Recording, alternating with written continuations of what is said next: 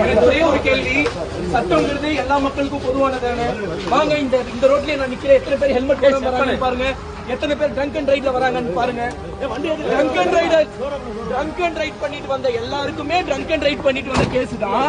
ஆனா போன் காதுல வச்சு பேசலையே, நான் ஸ்பீக்கர்ல தானே வச்சு பேசுறேன். ஆனா எனக்கு யாரோட உயிருக்கு நான் பங்கு விளைவிச்சேன். போர்ச்சே கார் எடுத்துட்டு 2 பேர் எனக்கு, நான் நீதித்துறையை தான் நம்பி இருக்கேன். இப்ப நீதிபதியை தான் பார்க்க போறேன். எனக்கான நீதி எனக்கு கிடைக்கணும். அப்ப எதுக்கு வளரணும்? ஒரு சின்ன 23 வயசு பையன் எந்த ஒரு பாக்கியம் இல்லாம